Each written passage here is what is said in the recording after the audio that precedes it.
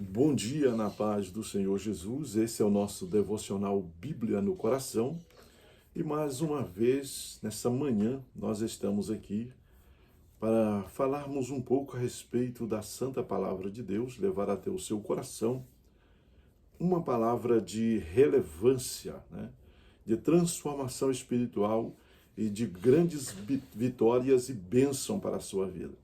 A palavra de Deus hoje está em Mateus 13, eu quero fazer menção desse texto, Mateus 13, e quando nós observamos o versículo 5, que diz: outra parte caiu entre pedregais, onde não havia terra bastante, logo nasceu, porque não tinha terra profunda. O versículo 6 diz: mas vindo o sol, queimou, secou-se, porque não tinha raiz. Vamos observar o texto e extrair do texto algo para as nossas vidas no cotidiano, nesses dias em que estamos vivendo. Estamos falando de um terreno raso que encobriu e escondeu alguns obstáculos, algumas dificuldades, Alguns problemas estavam ocultos nesse terreno.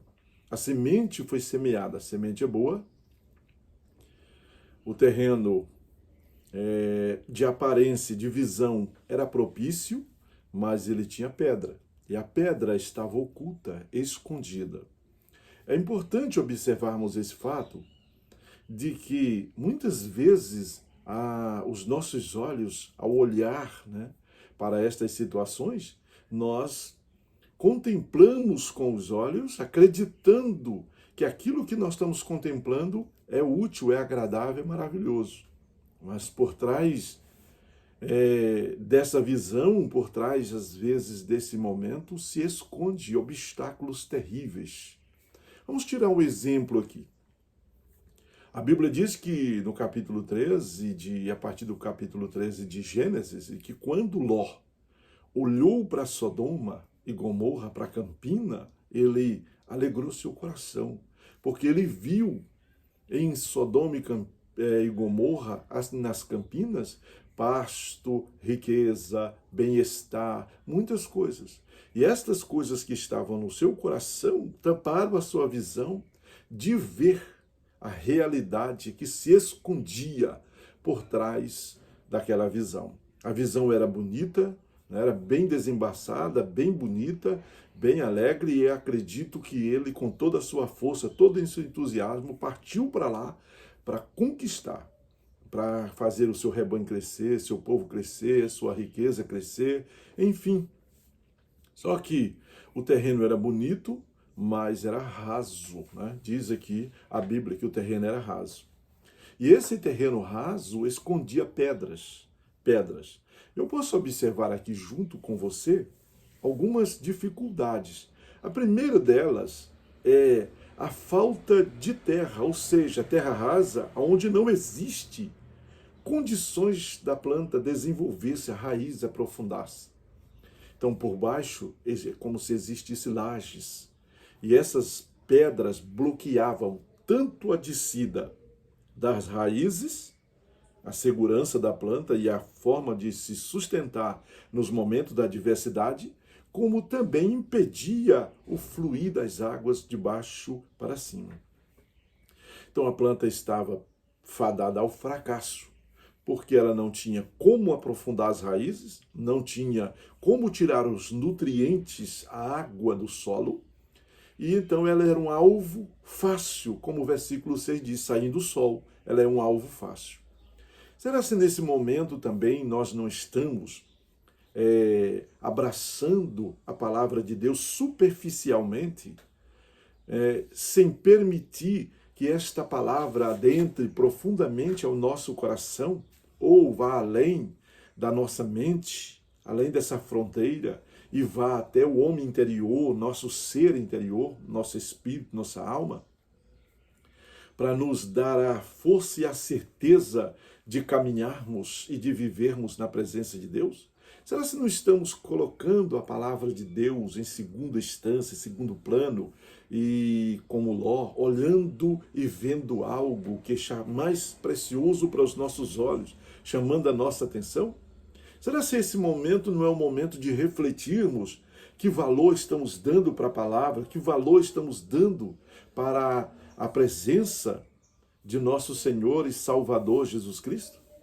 A sua palavra, o fato glorioso de nós estarmos alcançando estas, vamos dizer aqui, essa oportunidade dada por Deus e negligenciando ao mesmo tempo? Porque essa palavra ela precisa ir mais além. Ela precisa ir além. Ela precisa de fato, né, atravessar essas fronteiras da emoção, da mente. Ela precisa cravar mais profundo, ela precisa ir mais além na nossa vida. E aí é onde nós percebemos, né, a grandeza de Deus. Quando essa palavra nós permitimos que ela vá além, ela transforma a nossa vida, não só no momento, no ato da conversão, mas continuadamente ela é a bússola que nos orienta, a bênção na nossa vida, a graça de Deus para nossas vidas. Então isso é importante observarmos, não é? É muito importante observarmos a que ponto e a que valor estamos dando para esta santa palavra, né? Esta que é a palavra de Deus. Ao meditarmos sobre esse ponto, nós vamos observar que o segundo obstáculo, primeiro, terra rasa, segundo obstáculo, tinha a pedra por baixo, escondida.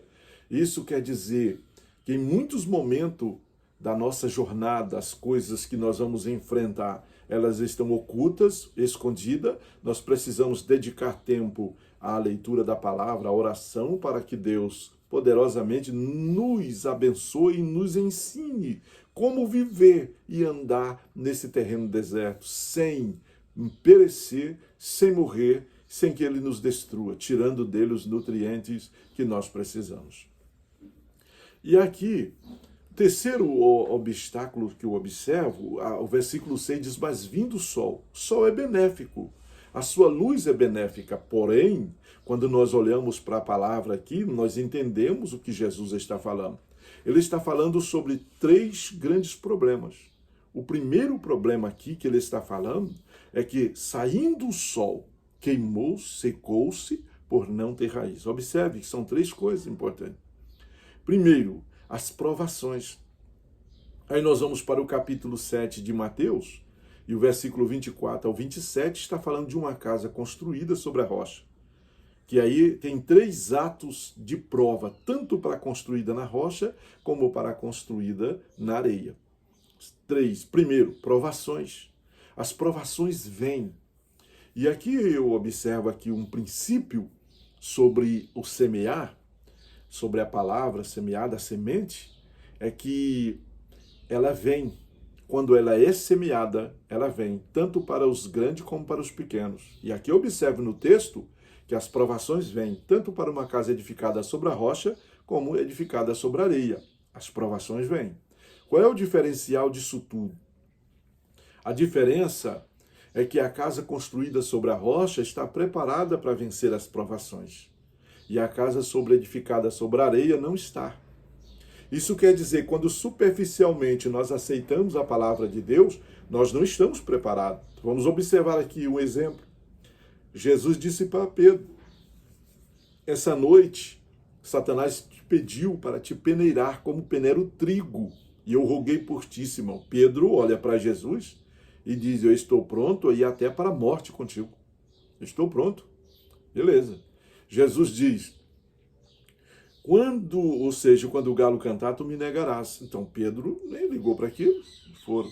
Mas logo na frente veio os grandes obstáculos, as provações, e ele não estava pronto. Às vezes nós nos enganamos a nós mesmos com a superficialidade que nós damos para a palavra. E nesse momento é que nós precisamos permitir que esta palavra aprofunde em nosso homem interior. Haja uma transformação. E não está havendo a transformação. A palavra está sendo ouvida, a palavra está sendo deixada de lado, porque há outros interesses maior concernente a isso. E esse é um momento de distinguirmos o que é importante para nós. Não é o que esse mundo oferece, mas é o que a palavra de Deus nos torna no meio desse mundo, como luz, como bênção e como homens e mulheres de vida transformada pelo poder da palavra de Deus. Segundo, obstáculos aqui, quando o sol se levantar e começar a clarear, as perseguições. Primeiro provações e depois perseguições.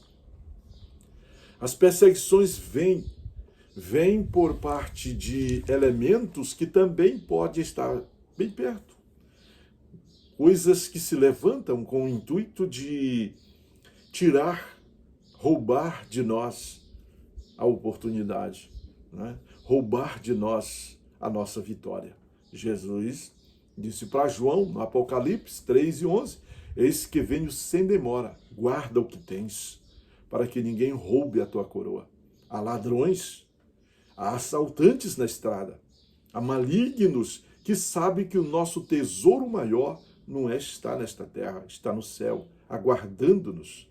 Então eu chamo a sua atenção para terceiro fato e concluo aqui também sobre esse segundo solo, que é as tribulações. Primeiro, provações, perseguições e tribulações. Se você analisar o fato da casa construída sobre a rocha, veio chuva, ventos e rios. Então são esses três estágios que vêm para destruir, derrubar a sua casa. E ele permite, Deus permitiu, não para que você fosse destruído, derrubado, não.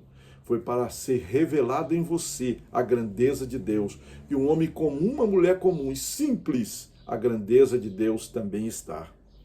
E na grandeza de Deus, o vento, chuva, vento e rios, não tem poder para eliminar a tua construção, a tua vitória. Mas Deus, na grandeza, nas maravilhas que Ele opera na sua, na minha, na nossa vida, Ele é o tesouro que enche esse vaso de barro que somos nós. Queridos, que Deus te abençoe nessa rica oportunidade dada por Deus e que as maravilhas de Deus estejam sobre a sua vida. Que essa manhã você seja o alvo das maravilhas de Deus e a palavra vá mais além. Ela penetre mais, ela vai muito mais além.